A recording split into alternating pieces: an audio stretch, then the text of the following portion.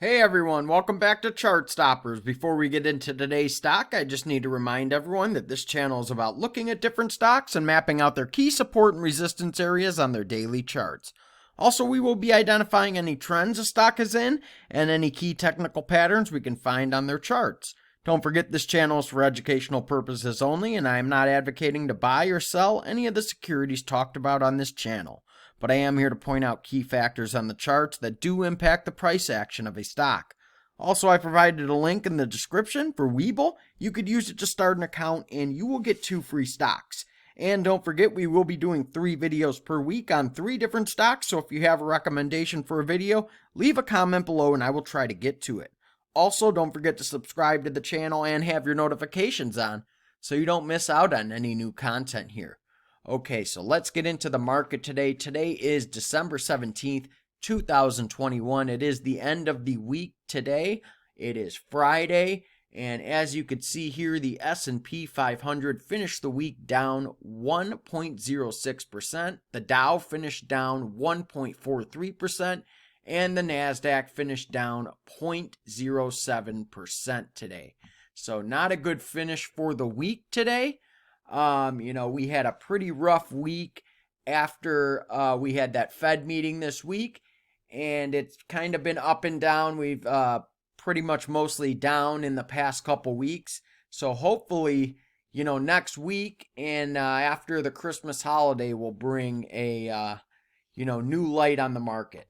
Okay, so let's get into the stock I wanted to take a look at today. Today I'm going to be covering Halliburton. I've never covered this stock before, so this will be the first time covering this chart. On the day, Halliburton finished the day around $22.17. It was down 45 cents today, or the equivalent of 1.99%.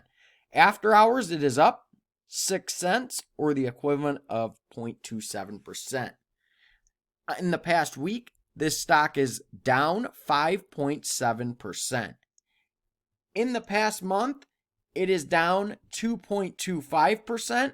And going back 3 months, Halliburton is up 8.2%. So it's having a pretty good past 3 months, but it's been down the past month and week. And in the past year, this stock is up 9% going back a year. So, pretty good return in the past year.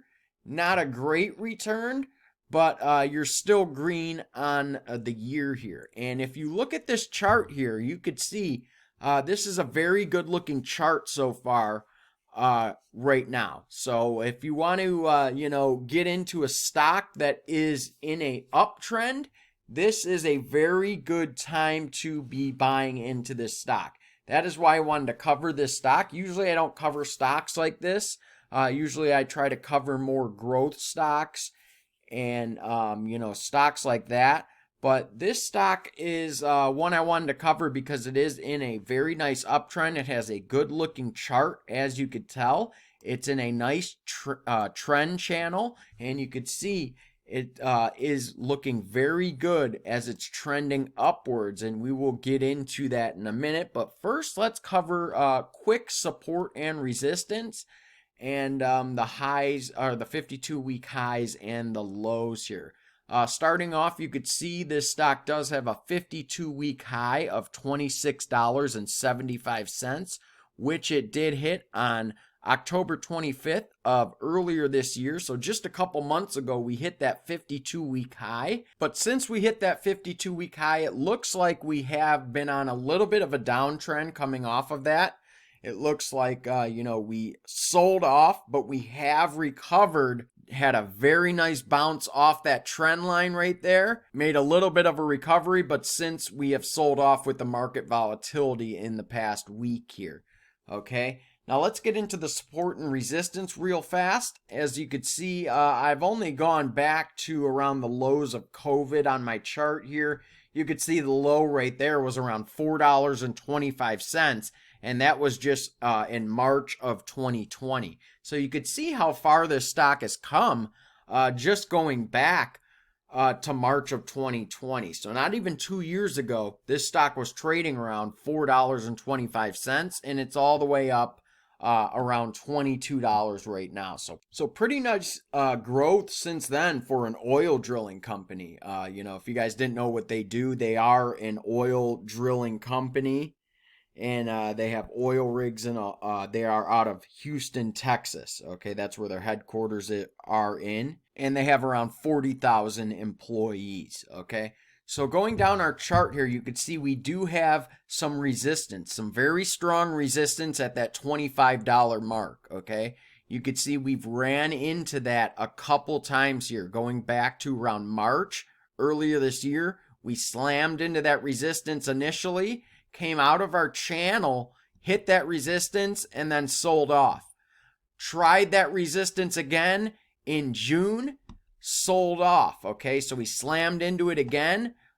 Second try on that resistance, failed, and then sold off. And then this past time right here, we were able to get above that resistance, hit that 52-week high, but then we sold off after that. Okay, so we briefly got above that $25 resistance, but then we sold off soon after hitting that 52-week high. So that $25 mark is going to be our resistance moving forward, and you can see it looks like we are in consolidation as we're in an ascending triangle going into that $25 resistance at this point.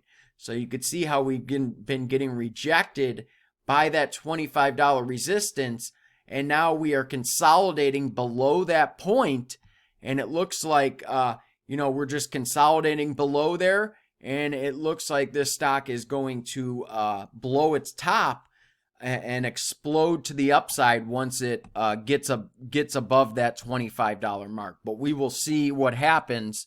If not, you can expect some downside pressure, and it might fall out of this channel. Okay, so if it does not pass that $25 mark, and you could see how much room we have left inside this triangle here. It goes all the way to, it looks like May of 2022. So that's how much room we have left in our triangle. It goes all the way from this red trend line here, marking our downtrend that we've been in since hitting that 52-week high. And that's how much room we have left to consolidate before the stock has to make a decision on which way it has to go. It's either got to break that resistance at $25, or it's going to have to move downward and break out of our channel and possibly move downward towards this $18 and it looks like 30-cent support line that we have had right here. You could see we've hit that support a couple times. It was support in the past going back to before COVID hit. You could see we had support there. And then after COVID, we've had some pretty strong support in that area right here. We had some nice support back in, it looks like early February, and going back to April, we did touch off that support also. And then we had some nice consolidation along that support line right in this area. It looks like from around July through the middle of September, we had some nice tight consolidation along that support line there. So that is a nice support line right there around $18.30. And then I just threw this on there. If we do have a pretty big pullback in the market, just in case, around $11.50, that is a support also. I'm not expecting it to pull back that far, but just in case, you could see we did have support at $11.50 also. So if you want to throw that on your chart, you can, just to show you guys we did have support there. Okay, but I'm going to erase that support line right now just so we could get a clearer look at our chart here and our channel that we're in here. Okay, I'm going to get rid of our support and resistance lines. I just wanted to show you guys that so you guys could see that. I'm going to get rid of this one also, this support line. And just so we could get a clearer look at our triangle formation that we're trading in. So if you guys can look at this channel that we're in, you could see how it's been bouncing up and down in this channel ever since the lows of COVID. So you could see here, starting off from this low here, that we made back in March of 2020 from COVID, we've been bouncing up and down on this support and resistance lines of this trend channel going upwards, and we've been trading up nicely in this channel in an uptrend here. So this stock has been trending up nicely, going to present day, and you could really get in on this trend, and this would be a perfect time to get in. You could see it's at an entry point at the bottom of this trend channel here. Whoops, I moved my line accidentally there. You could see it's at a buy zone at the bottom of our trend channel. This is where you want to be buying in when you see a trend channel like this. This is a buy point. You're going to want to buy here, and you want to sell when it's at the resistance point up here in this area. Okay, so you're going to want to buy at the lows. You could see when it does get right in this area, if you would have bought in here and sold in here, you could make money on that. If you're buying options, you're going to want to buy calls, 1 to 2 months out, and sell them once it gets towards this upward resistance trend line here. Okay, so just if you're trading this, that's how you're going to want to do it. Okay, and have your stop set just in case right below here if it does break this channel. So that's how you want to be trading these trend channel stocks if you do see a stock like this. Okay, so let's talk about this trend line here. You see it is stuck in this little downtrend that I have marked here in the red. So that represents, coming off that 52-week high, you could see we have been stuck in that little bit of a downtrend because the past couple weeks the market has been selling off, and the stock has been selling off with it. Okay, so once we can pop through there, get above that trend line, we should be good to go back towards the top part of this channel and making a new 52-week high also. All right, now if you could take a look back, I'll zoom out for you. You could just look at this resistance here at $25. Take a look at this bottom trend line and just envision that as your ascending triangle. And you could see how the stock has been climbing upwards gradually towards that resistance line here. Okay, and it's, trying to break through that $25 mark here. So that's the main resistance we're looking at, that $25 mark. You could see the false breakout in here. We briefly got above that, thought it was going to break out. It did for a little bit, but then it, sold back down, right back down under there, and now it's in consolidation again. So we need to see some more consolidation, all right? We need to see some nice volume every day. We're going to want to see this thing consolidate, and then we're going to want to see a nice pop on some good volume and get back above that $25 mark. And we should be on our way to, it looks like our next resistance point is going to be around $32. You could see up here before COVID, our former resistance over here was around $32.20. So if we could break through this point of $25 and break through that that 52-week high of $26.75, the next stop would be around $32.20. Okay, that looks like our next resistance point on the chart there. All right, now let's throw some moving averages up and see what we're looking at with those. And it looks like you could see our 200-day moving average. We are right around that area. Let me try to fix my chart here so we could zoom in. Kind of messed up there. Yeah, you could see we closed right around our 200-day moving average today here in the yellow. You could see that. That looks like it was acting as support. Our 50-day moving average here in the blue. You could see that. That might be acting as resistance as we kind of traded up to that, it looks like, earlier this week, and the stock kind of sold off. All right, so that might be resistance in the future. We'll have to keep an eye on that. All right, and then that 8-day moving average here in the white looks like it's starting to curl over on us, and start to move back down on top of us. So that's not a good sign either, because you don't want that pointing downwards and curling over on you, because that might mean downward momentum. So we need to start to get some upward momentum to turn this thing around here, and start moving this stock back upward for the reversal. All right. And then we also have our 21-day moving average here in the light blue. Okay, and that might be acting as resistance also. So we did close below that today. So we'll see what next week brings. Hopefully we can get a nice nice gap up on Monday. That would be very nice for this stock to get those moving averages moving in the right direction and get a nice reversal. Let's take a look at the weekly chart and see what the moving averages are looking like on that chart. See what we could find there. Let me fix the chart and so we could take a better look at this. And you could see here that 200 period moving average on this weekly chart. Wow. Let me take a look at that again. 200-day moving average, or the 200 period moving average on our weekly chart, looks like it's acting as strong resistance here. Look at that. We traded all the way up to that 200 period moving average on our weekly chart. Look at how that thing just comes in, and that was acting as strong resistance, okay? We traded all the way up to that, and as soon as we hit that, we sold off right here in the yellow, okay? So that thing's sitting at $27.84 right now. So that will be resistance, all right?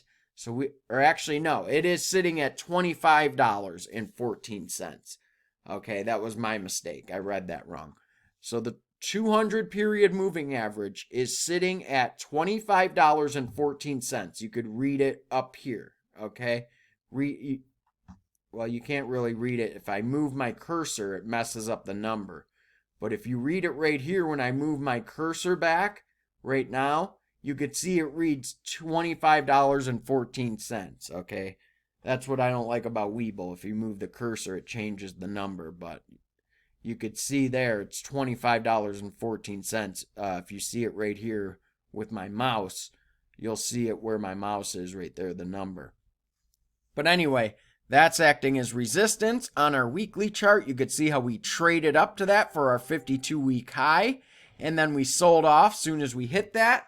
But it looks like we do have support coming in from our 50-period moving average on our weekly chart down here in the blue.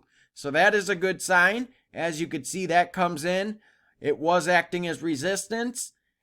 As you could see here in the past, going back to around 2018, 2019, and then we got above it sometime in, it looks like November of 2020. So almost a year, or a little over a year ago, we got above that moving average, and then that's been acting as support ever since, okay, during this nice uptrend.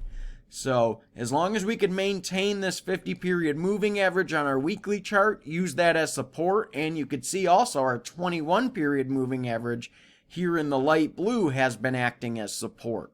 So as long as we can maintain those, that will keep us in this nice uptrend inside this channel. We don't want to drop below those and close below those on the weekly on a weekly candle. Okay, that would not be a good sign.